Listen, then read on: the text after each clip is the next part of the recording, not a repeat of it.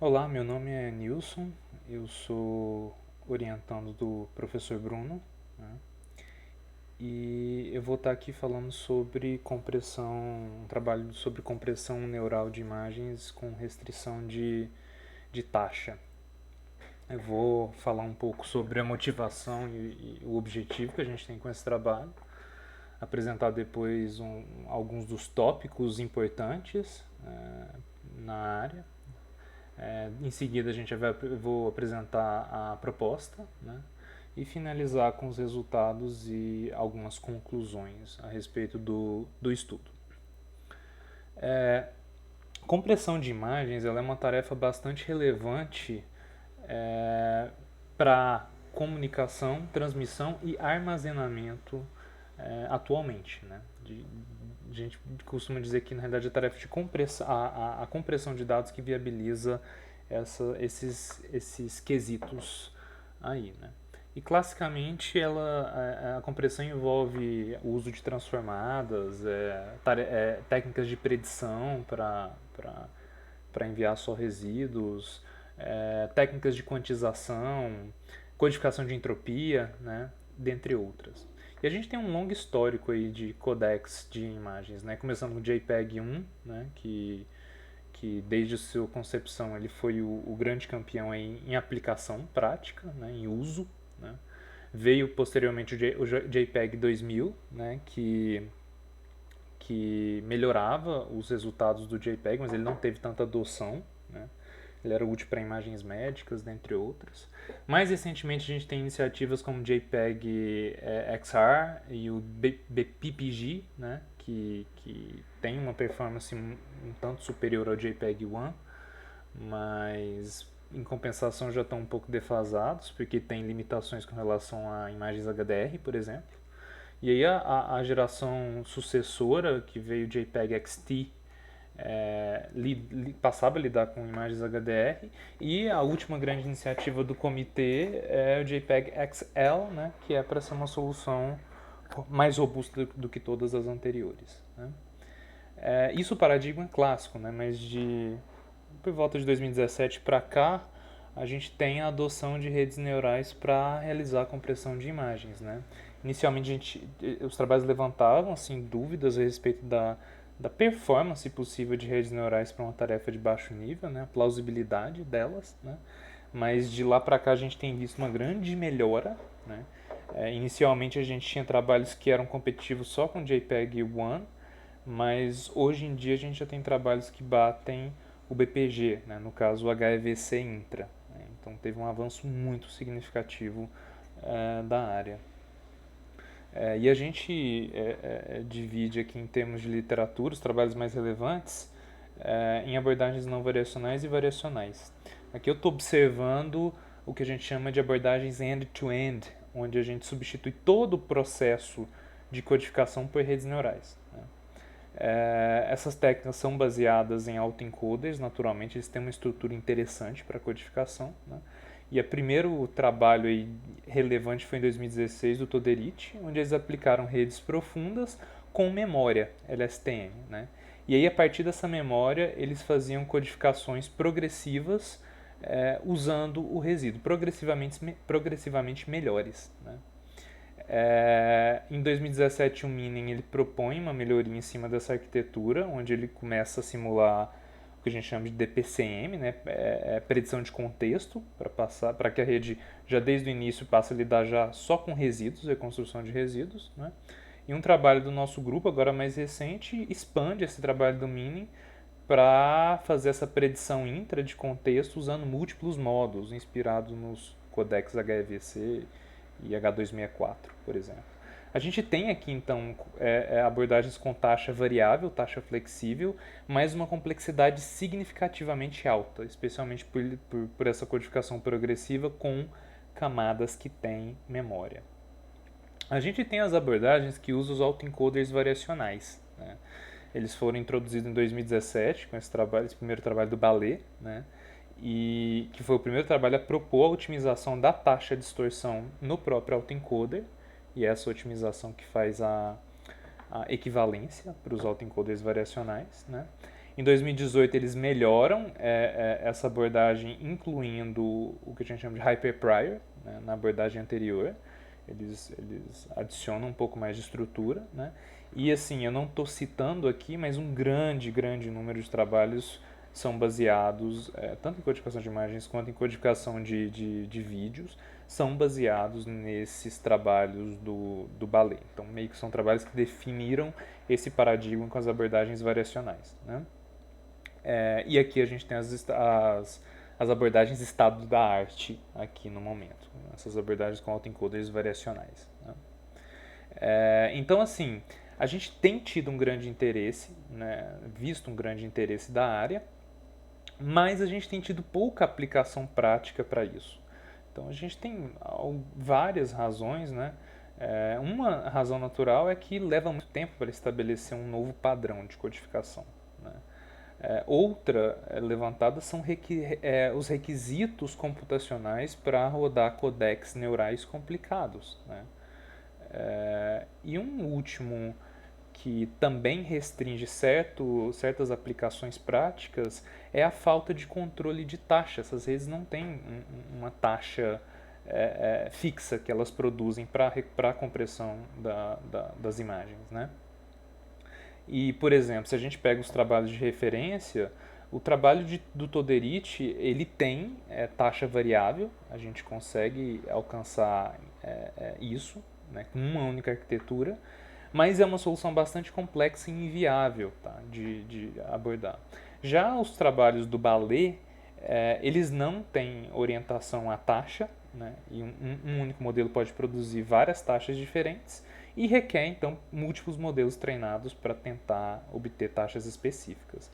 E o controle de taxa não só é uma característica muito desejável, como um requerimento em diversas aplicações, né? Aqui a gente tem um plot mostrando, são os modelos que o Ballet disponibilizou do trabalho dele.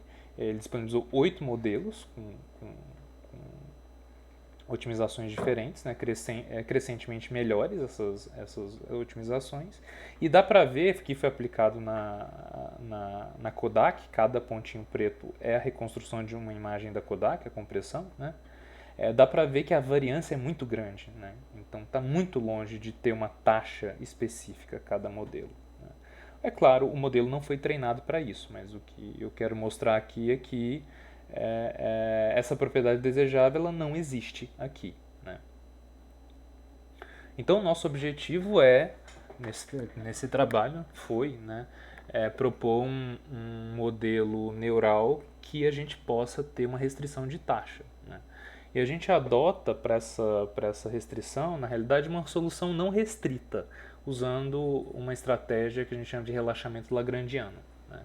E aí a gente tem modelos que são treinados para produzir taxas específicas, né? Esse é o objetivo desse trabalho, né?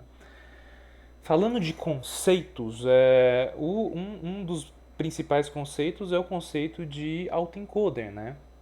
Aqui eu estou mostrando uma figura de um autoencoder subcompleto, né? A gente tem um dado que ele é processado pelo encoder, função f. Ele, nesse caso, a saída é um vetor h que tem dimensionalidade inferior a x. E a gente tem um decoder representado pela função g que pega de entrada o latente e tenta reconstruir x, né? A característica aqui é que o h tem dimensionalidade menor que os dados de entrada.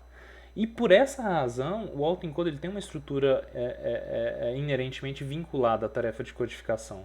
Você pode imaginar como se eu estivesse codificando x em uma representação mais compacta, né? Usualmente, o que a gente faria? A gente quantizaria h e aplicaria codificação de entropia para representar ele com uma string de comprimento relacionada à quantidade de informação contida ali, né? E aí a função de perda nesse caso é a otimização, é a distorção entre x e x', né? O outro conceito muito importante aqui que a gente tem em codificação é a otimização de taxa e distorção, né? Na medida em que a gente reduz a taxa de compressão, naturalmente a gente eleva a distorção. E se a gente quer reduzir a distorção, a gente aumenta a taxa, né? Então a gente tem um problema de otimização aqui, né, A distorção R é a taxa e lambda é o que a gente chama de multiplicador lagrangiano, né? Ele dá a relevância relativa de otimizar a taxa com relação à distorção. Os codecs em geral implementam esse tipo de otimização de diferentes maneiras, né? Então, nosso foco gira em torno disso daqui, que é, inclusive, esse vínculo dos autoencoders variacionais, né?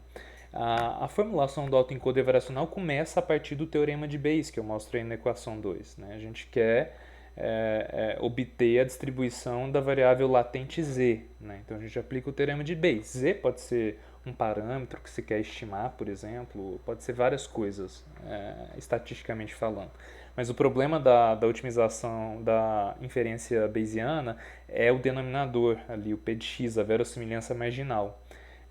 A gente tem que calcular ela via integral e usualmente a gente não tem forma fechada para essa integral e computacionalmente calcular ela pode ser muito caro, inviavelmente caro até.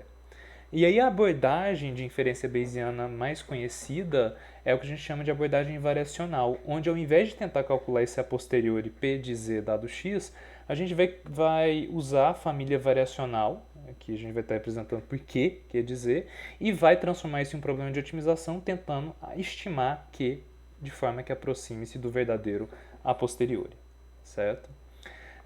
A abordagem mais conhecida para a inferência variacional que a gente chama de aproximação por campos médios, o mean field approximation. A gente assume que o a priori ele é uma gaussiana multivariada com matriz de covariância e identidade. Né? As componentes são independentes, por isso que é chamada de aproximação por mean field. Né? E a verossimilhança ela é função do espaço latente, da representação do espaço latente, de z, da variável latente. Né? E a variância dela uma matriz de covariância é uma identidade multiplicada por uma constante. Né? E a família variacional ela é também uma gaussiana cuja média e variância estimam-se a partir dos dados. Né? Lá em 2014, o Kingman ele adota essa mesma formulação, que não necessariamente precisa recair em redes neurais, tá? Mas ele aplica isso em redes neurais e ele obtém essa seguinte losa aqui embaixo, né? Que a gente tem uma constante c vezes uma medida de distorção entre x e a reconstrução, e a gente tem um regularizador ali sobre o espaço latente, né? Que é a divergência KL entre o a priori e a família variacional. Né? A divergência KL é como se fosse uma medida de diferença entre distribuições. Ela é zero quando as distribuições são equivalentes, certo? Esse C ele decorre da formulação das gaussianas, ele está relacionado à variância da reconstrução, né? E então ele faz o vínculo de redes neurais para implementarem a inferência bayesiana, certo? Com isso, adotando a formulação por campos médios. E aí aqui inicia-se os autoencoders variacionais. Né? Uma questão que eu falei é que a gente usualmente quantizaria o latente, mas quantização ela é operação não diferenciável. Então como que a gente simula isso? A gente simula isso usando ruído uniforme aditivo. Tá? Quando a gente pega a formulação da inferência bayesiana variacional, que é dada por essa equação 4, e a gente então assume que a família variacional aí, que vai aproximar a posteriori barra prior, ela é um ruído uniforme de comprimento unitário e também assume a mesma modelagem para a verossimilhança, a gente chega na loss da equação 5, né? Que é uma constante vezes uma distorção menos a expectativa do log de P, que é o que? A entropia de P. Então, no fim das contas, se a gente adota essa formulação para a inferência bayesiana, ali no autoencoder variacional, a gente tem algo que aí eu mostro na equação 6, equivalente a uma noção de lagrangiano de taxa de distorção. A gente tem uma rede neural otimizando isso. Né? Isso é a ideia proposta pelo Ballet em 2017. Né? A gente tem uma equivalência ao adotar essa modelagem. Basicamente, então, esse é o nosso ponto de partida. Né? A proposta nossa beleza, a gente tem essa loss variacional, mas a gente não consegue fazer os modelos orientados à taxa. Então, a gente vai mudar um pouco essa loss. Tá? Então a gente vai estabelecer uma loss dessa forma aqui de 7, distorção mais beta, vezes uma função de R da taxa e de uma taxa objetivo, target. Tá? E essa função de desvio da taxa, ela é o desvio quadrático normalizado da taxa do latente pela taxa objetivo. Então a gente inclui a restrição como um relaxamento na otimização, relaxamento lagrangiano, onde beta é o multiplicador de Lagrange ali, né, que controla a relevância. A gente normaliza isso aí para dar mais robustez. E a razão de ser quadrática é que é a função mais simples que é diferenciável em todo o seu domínio. A função módulo, por exemplo, ela é instável no local mínima R de t igual a R, né? Então não seria uma boa escolha aqui.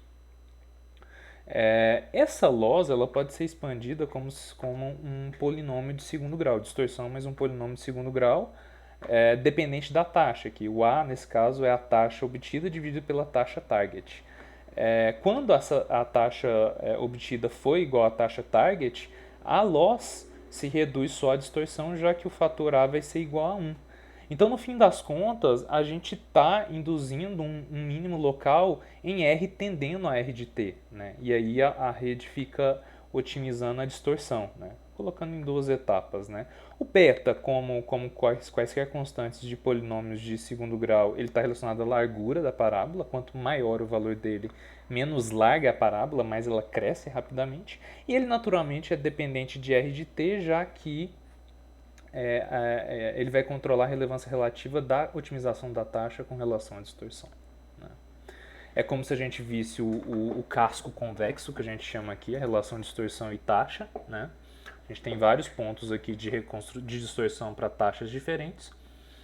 O tracejado em roxo representa a penalização na loss que a parábola introduz, né, sobre esse ponto vermelho central lá na base da parábola. Né? É como se a gente estivesse enviesando a rede para escolher esses pontos em vermelhos, porque pontos fora dessa faixa vão tender a ter uma loss muito alta. Né? Então a gente está direcionando para as reconstruções desse modelo girarem em torno da taxa objetivo. Né? A gente usa aqui a abordagem do Ballet, né? Que, como eu disse, em tempo de treinamento, ele usa um ruído uniforme, que está representado pelo U aqui nessa caixinha. Em tempo de teste é realizada a quantização. Né? G de A é o encoder, ou a análise. G de S é o decoder, ou a síntese. Né? E aí, em tempo de treinamento, a gente vai ter o X chapéu. Em tempo de teste, a gente vai ter o X til. Em tempo de teste, o X chapéu. Né? Isso aqui a gente chama de modelo não paramétrico, porque Y é representado como uma distribuição não paramétrica. Eles estendem isso com a introdução do hyperprior, que é também um autoencoder variacional que tem seu próprio latente não paramétrico, mas nesse caso o latente do autoencoder principal ele passa a ser uma gaussiana paramétrica. Tá? Então, inicialmente eles usam esse hyperprior para estimar a variância e assumem a média zero, mas genericamente a gente pode ter média e variância arbitrárias. Né? Então a gente usa essas arquiteturas de baseline para aplicar a loss. Né? Só que tem um problema que a gente notou aqui. A quantização ela é substituída por um ruído uniforme. Né? Então o Y chapéu ela é o Y mais esse ruído uniforme de comprimento unitário. Né? Só que em baixas taxas a gente vai começar a ter um desvio entre a estimação da quantização e a versão quantizada em tempo de teste, né? Entre o ruído uniforme e a quantização efetivamente feita. Por quê? Porque em baixas taxas a gente está querendo baixa entropia, então a gente está reduzindo a incerteza de Y.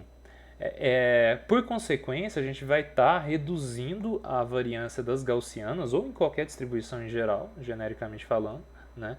E aí voltando para o exemplo de gaussiana, essas gaussianas vão ficar com um pico sobre a média. Né?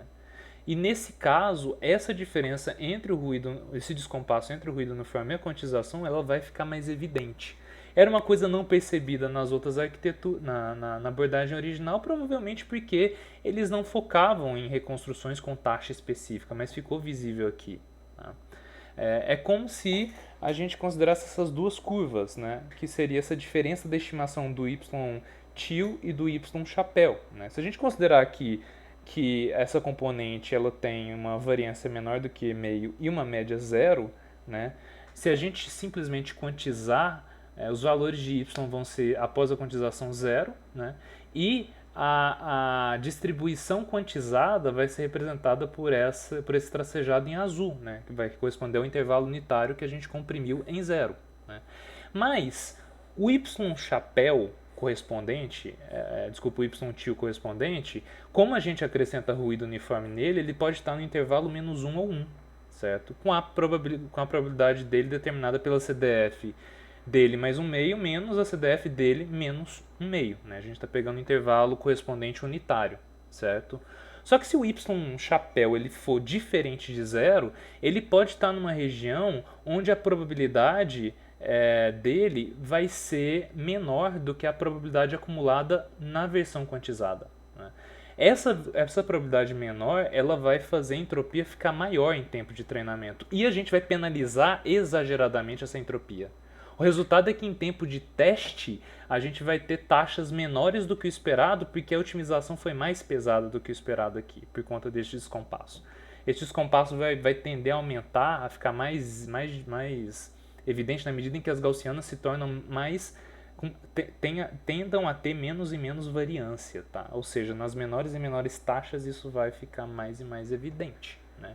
Então a gente vai estar ocorrendo com um problema que a gente chama de mean shift aqui. Para contornar esse problema, então, a gente propõe uma heurística, onde a gente especifica a taxa desejada, a taxa média desejada, a variância, a quantidade de iterações na etapa de ajuste, na etapa final de treinamento e a variação de beta para a correção do beta, né? Então aqui a gente vai corrigir esses hiperparâmetros da loss, né? A gente inicializa de forma que o parâmetro R de t da loss seja igual à taxa desejada, né? E o beta igual a 1. E a gente vai fazer várias etapas de pequenos treinamentos. A gente vai treinar a rede na base de treinamento por esse número a iter, né, com a loss inicializada. A gente vai validar isso numa base de validação e observar a média real e a variância real produzida por essa rede na base de validação. E a partir desses valores, a gente vai corrigir os hiperparâmetros pelo desvio que eles têm, certo? No caso do R de t. No caso do beta, se a variância for menor ou maior, eu vou aumentar ou diminuir o beta. O beta vai controlar quanto a gente vai permitir de desvio da taxa, né? E aí a gente faz esse processo para estimar valores de R de t e de beta que correspondam à taxa real que a gente quer, taxa real e variância real que a gente quer para esse modelo, né? Então ele compensa esse desvio, esse mean shift, né? Além disso, isso aqui pode ser útil para aplicar em várias arquiteturas que adotem estratégias diferentes e que podem ter desvios diferentes, características diferentes. A ideia é que a proposta seja aplicável a vários modelos, né? Para treinar, a gente usou patches de 256 por 256, compusemos várias bases de treinamento disponibilizadas no Click, o Div2K, o Ultra-I, MCL JCI e o Flickr 2K, né? Para teste, a gente usou a Kodak, muito utilizado para isso, e uma base recente de um Call for Evidence do JPEG AI, né? A gente visou 8 taxas que estão especificadas aqui, desde taxas muito baixas até taxas altas, e a gente está permitindo um desvio de 15% da taxa, para considerar que a gente acertou a taxa, né? O número de iterações de ajuste que a gente usou foi 50.000, de treinamento após a etapa de ajuste 500.000, e a variação do delta beta aqui ficou entre 500 e 20.000, sendo inversamente proporcional à taxa. Então, as correções do delta eram maiores na medida em que a taxa era menor, tá? E a gente treinou 6 modelos de cada baseline, tá? Para fazer comparação, tanto do paramétrico quanto do não paramétrico. A gente aqui pode ver, por exemplo, o resultado do paramétrico na Kodak, utilizando o intervalo de 15%, e pode ver que a rede conseguiu generalizar para uma base não vista e ficou dentro da margem permitida, né? Essa rede aqui só teve um ponto que ficou fora aqui no primeiro modelo, no very, very low bit rate aqui, tá? bem pouca coisa, por isso que nem dá para visualizar muito bem, né? E a versão não paramétrica também teve só um único ponto que ficou fora em todas as reconstruções de todas as taxas, que foi na taxa mais alta e está visível aqui. Então a gente conseguiu fazer a rede generalizar para produzir taxas comportadas, né? No caso do JPEG AI foi mais ou menos a mesma coisa, são 16 imagens ali. O modelo paramétrico, uma imagem ficou fora, né? A gente avaliou em 3 métricas, duas subjetivas, duas perceptivas e a PSNR, que é clássica, relação sinal-ruído, né? No modelo paramétrico. No modelo não paramétrico também a gente teve apenas uma imagem fora do range, né, aplicado nessa outra base. Então a gente conseguiu generalizar isso aqui relativamente de maneira boa para duas bases não vistas dentro do treinamento. Então aquela loss ela converge, ela generaliza-se, certo? A gente provavelmente conseguiria manter as imagens mais comportadas dentro do range se a gente aumentasse o beta, mas com maior a relevância do beta, mais a deterioração da reconstrução, tá? Então tem um trade-off aí, maior essa deterioração.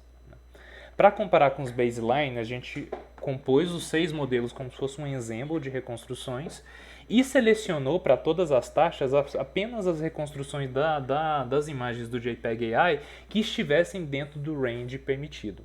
E a gente calculou a média das métricas nessas imagens. Então, a coluna image aqui representa isso, o número de imagens que a gente conseguiu dentro do range, combinando todas as reconstruções que a gente obteve dos 6 modelos do baseline. Se vocês repararem, mesmo com 6 modelos, é difícil acertar a taxa. A gente precisaria de um número enorme de modelos e ainda assim não haveria muitas garantias de que a gente conseguiria acertar uma taxa desejada de compressão, né? Base representa o baseline, target a nossa abordagem aqui para o modelo paramétrico. Na SSIM e na MS-SSIM, a deterioração foi mínima nas métricas perceptivas. A deterioração foi maior no caso da PSNR, né? Mas na área tem havido muito interesse nas métricas que representam melhor a percepção humana, tá? Então, no próprio JPEG AI Call for Evidence, eles nem avaliaram a PSNR, por exemplo. Então, tem tido bastante relevância essas outras medidas aqui. Cenário semelhante teve nos modelos não paramétricos, com baseline não paramétrico, poucos acertos de reconstruções específicas, em taxas específicas, mas o ponto interessante aqui de diferente é que a deterioração da PSNR aqui foi menor relativo ao baseline. Lembrando que sempre a gente introduz controle de taxa, a gente deteriora os resultados. Isso é esperado até no contexto clássico, né? Então, os baselines eles são um upper bound do nosso desempenho aqui, já que os modelos são semelhantes, né? Então, um ponto interessante é que o mean shift ele ocorreu mais severamente no modelo paramétrico. Então, pode ter alguma coisa a ver o fato da deterioração das métricas no paramétrico com relação ao baseline paramétrico ser maior do que nesse par não paramétrico entre o nosso modelo e o baseline, né? Mas aqui os resultados foram bastante interessantes, né? Então a gente conseguiu uma deterioração relativamente pequena em geral. Lembrando que os valores aqui são média das imagens, só das imagens que a gente teve match nas reconstruções, né, para os baselines. Aqui a gente tem uma imagem, né? O interessante é observar que são os detalhes nessas regiões aqui, os detalhes de seus componentes de alta frequência, né? Aqui eu vou mostrar a reconstrução dela do baseline e do nosso modelo. O que vocês podem observar aqui é que a gente tem um efeito de blur aqui naquelas componentes de alta frequência, né? Mas esse efeito de blur é menor no nosso modelo, nessa taxa 0,12, que é uma taxa bem baixa, né? Então a reconstrução é bem legal para essa taxa. Então mesmo a PSNR aqui sendo maior dos modelos baseline, perceptivamente as reconstruções dos nossos modelos em geral ficaram muito boas. Então teve pouca deterioração. Tá? Aqui a gente tem a taxa de qualidade e o plot de qualidade de taxa, né? Conforme a gente já viu lá nas tabelas, o desempenho do target é menor do que o baseline, só que isso já é esperado. Aqui a gente tem um exemplo então dessa imagem, a deterioração não foi tão grande aqui, e seguindo aquelas médias, não houve deterioração nenhuma nas métricas perceptivas, né? O que é uma coisa bem interessante.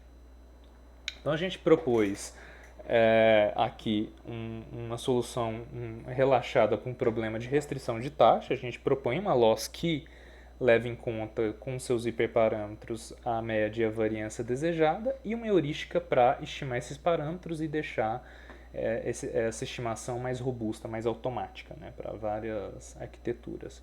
A gente pode, de trabalho futuro, estudar o impacto de funções diferentes, né, diferentes estratégias de quantização para ver se alivia o problema do mean shift e inclusive aplicar essa ideia em arquiteturas que produzem múltiplas taxas, né, para tentar gerar múltiplas taxas target, né, que seria bem interessante. Para finalizar, esse aqui é um estudo que a gente submeteu em um journal, mostrei só um pequeno pedacinho dele, dos experimentos, tem muito mais coisa lá, né?